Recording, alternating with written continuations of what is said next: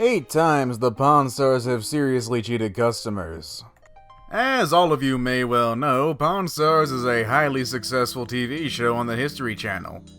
The values of the items brought and sold at the world-famous gold and silver pawn shop vary greatly, and of course, some items' value can be greatly subjective and can depend on a lot of factors, like rarity and condition, and also the seller's desperation for a quick buck.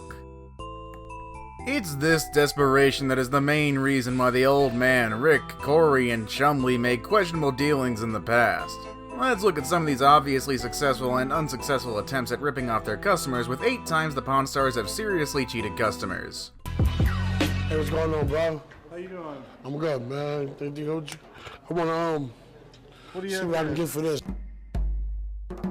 Number 8. Al's autograph on a Godfather screenplay. The first item on this list technically falls under the category of almost got cheated. A certain Diane wisely turned down an insultingly low offer of $500 for a copy of the screenplay of The Godfather, thought to be signed by Al Pacino himself. Now, before you go grab your Tommy guns and go to give the man a new pair of concrete shoes, you do have to realize the offer was not without basis, though. Like always, when he finds it hard to authenticate and put value on things, Rick calls in his expert. Rick's then handwriting expert John verified the authenticity of the signature and then proceeded to say that the leather-bound screenplay may fetch up to $1,000 at an auction. Wisely, Diane walked away, not even bothering to make a counteroffer. She thought that now that the signature has been verified to be real, she could get more money out of it. Oh, how right she was, by the way. Further research into this matter yielded pretty interesting information indeed. In a report by the Las Vegas Sun, the seller was Diane Hutton, the director of retail operations for Catholic Charities of Southern Nevada. She said in the report that she was able to obtain the signed screenplay when it was included in a donation of thousands of books. She continued on, saying that she was eventually able to auction off the screenplay and it fetched $12,000. Now that is not a bad day at the auction house for her. The story doesn't end there, though. In an amazing twist fit for a movie, it was discovered that the signature on the screenplay was not Pacino's. Now, get this. Producer of The Godfather himself, Al Rudy, fortunately heard about the auction and came forward and said that the signature was his, not Pacino's. This means that the Pawn Stars were way off the mark on their evaluation, leaving their so-called expert greatly embarrassed. Then again, I believe that's why I said John was their then handwriting expert. Number 7. A signed baseball by the 1951 New York Yankees. Now, here's another one that falls into the almost got cheated category, but this time the old man was heading up the negotiations. A man named Clint showed up at the pawn shop one day intent on selling an old baseball signed by the 1951 World Series champions, the New York Yankees. Being the wise old man that he is, he called in an expert to check if the signatures were legit. Thankfully, he didn't get John this time around, and instead he got Brenda, who took a look at the signatures, and she came up with very sage advice. She said that the ball's value is very subjective, and that the price it will fetch depends on how much a buyer is willing to give. No wonder Brenda is no longer in the show. Pretty sure that's just what pawn shops do in the first place. Now, Clint wanted $3,000 for the ball, to which the old man, obviously aware that Clint wouldn't accept his low ball offer, said that if Clint didn't like the offer to please not hit him, then offered $800 for the ball. Clint respectfully declined and went on his way, which is the best thing he could have done. Last year, a similar ball was featured in the TV show Antiques Roadshow. The only difference is that aside from the signatures of the whole team, the ball also included Marilyn Monroe's. Okay, that's kinda random. Then again, she was married to the Yankees team captain Joe DiMaggio. In the show, the ball was appraised at $15,000. With just the team's autographs, the ball would still hold a value of $5,000 to $7,500. You know, it's a good thing Clint declined the offer, otherwise he would have struck out big time. Oh, I hate my life. Number 6. A book on alchemy from Isaac Newton's library. Now, this incident happened way back in Season 3, making it one of the first instances when the Pawn Stars lowballed a customer on air. Now, when Bob the seller walked through the doors of the world-famous gold and silver pawn shop with a copy of a 450-year-old book on alchemy that it believes is from Isaac Newton's library, he was absolutely positive he had something amazing and possibly valuable in hand. However, admittedly, Bob said he didn't know anything about the book, but thought it would be worth thousands since it belonged to Isaac Newton after all. Like with all things he knows little to nothing about, the old man called his book expert at the time, Gary. Gary then proceeded to authenticate the book and confirmed that it indeed belonged to Newton's collection. Even though the cover had been restored and rebacked, which was probably done in the 1700s, Gary still gave the book a retail value of $20,000. Amazingly, the old man then offered to buy the book for the lowball price of $7,000, even saying that if he pays $7,000 for the book, he won't have enough money to buy himself dinner. Which does make me wonder, does he spend more than $13,000 for dinner? I mean, seriously, how much does he pay for dessert? Maybe you can find it in our top 10 most expensive desserts ever, plug. To add insult to injury, however, on top of this god-awful deal, it turns out that the rest of Newton's library has either been destroyed or kept in the archives at Trinity College. That's, in Cambridge in England, by the way. It's a pretty big deal. Now, what does this mean, though? Well, to put it bluntly, $20,000 is a little bit light for it. The book is actually priceless.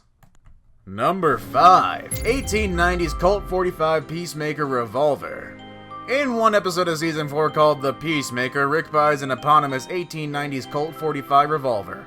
According to Rick himself, that kind of gun sells better than any other antique gun he carries. Rick's excitement over the old gun was pretty obvious, most especially after the seller, Brian, foolishly revealed that he purchased it for only $25. Both eventually agree on a price of $3,000 for the Peacemaker, which Rick uncharacteristically pays without consulting his weapons expert first. When Sean, Rick's weapons expert, finally inspected the gun, he appraised its value at its current condition at around $5,000. However, further research into the gun's value revealed that the gun's value can fluctuate immensely depending on the rarity of the specific model. For comparison, the first ever Colt 45 Peacemaker, which was manufactured at 1873, was sold in an auction for $242,000! Holy crud, that's a lot of money! And to think this happened back in 1987, its value surely could have gone up by now. Yeah, it's true that the gun featured on the show was a much later model. However, similar era Peacemakers have been given a current value of anywhere between $2,000 to $42,000. Either way, no matter how you look at it, the shop earned a pretty penny from this transaction. Number 4. 1890 Hotchkiss Cannon. Now it is pretty rare that a cannon comes into the shop. Or anywhere. Nowadays, actually. The closest the Harrisons have ever been to buying a real cannon was when they bought a bowling ball cannon, which was back in 2010. So, when field artillery collector Chuck rolled his 1890 Hotchkiss cannon into the world-famous gold and silver pawn shop hoping to land a deal, Rick was too ready to oblige. He told Rick that he'd be happy to accept $30,000 for the cannon, losing $10,000 right off the bat. Quick to draw, Rick immediately agrees to the price on the condition that the cannon actually fire, which it eventually did. Both men walked away happy, with Rick having made a very good profit. Number 3. 1984 Chris Craft Boat. In a very early episode of the series, a seller by the name of Dino wanted to part ways with his 1984 Chris Craft boat. Now, according to him, he bought the boat only 6 months previously for the sum of $25,000. Finding out eventually that the boat needed a bit more put into it, more than he is willing to spend, he approached the world-famous gold and silver pawn shop with the hope of selling the boat for nothing less than $20,000, already prepared to take $5,000 for the loss of it. Corey, the one who handled this deal, apparently thought that the seller wasn't taking that much of a loss yet and wanted to add more to it.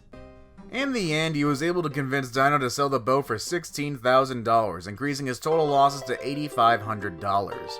Corey was able to convince him to accept the low offer by using one of the show's classic lines, "I'm taking a huge gamble on this."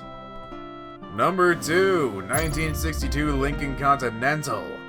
In another one of the first season's early episodes, Rick and the old man were able to buy a partially restored 1962 Lincoln Continental at a bargain. The seller, a guy named Devin, says he did most of the engine work himself, but he has spent too much money and devoted too much time into it that he's ready to let it go for $13,000 to $14,000. The body was decent and the engine was running great, but the interior of the car was seriously neglected. And honestly, that just happened to be the perfect bargaining chip for the Harrisons. In the end, both agreed to the price of $9,500 for the car. Interestingly enough, during the episode it was revealed that a Lincoln Continental back in 1962 right off the showroom floor costed about $10,000, which means that they bought the car for less than its original price, which is quite unusual for classic cars.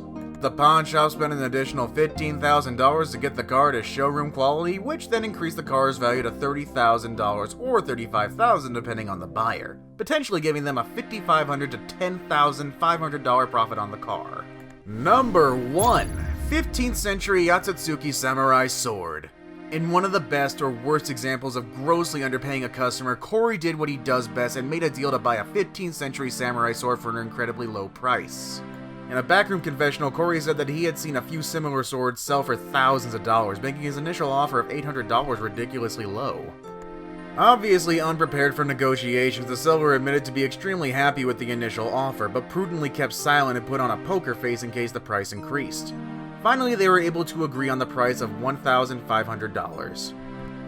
Later on, an ancient weapons expert valued the sword at its current condition to be around $5,000 to $6,000. But should Corey be willing to spend an extra $3,000 for restoration work, the sword would be worth around $15,000, potentially netting them $10,000.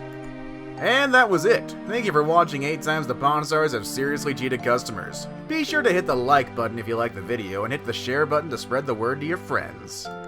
Also, hit the bell icon while you're at it so that you will be notified every time we upload a new video. And believe me, we upload new and interesting videos all the time. Again, thanks for watching, and see you again next time. I guarantee it.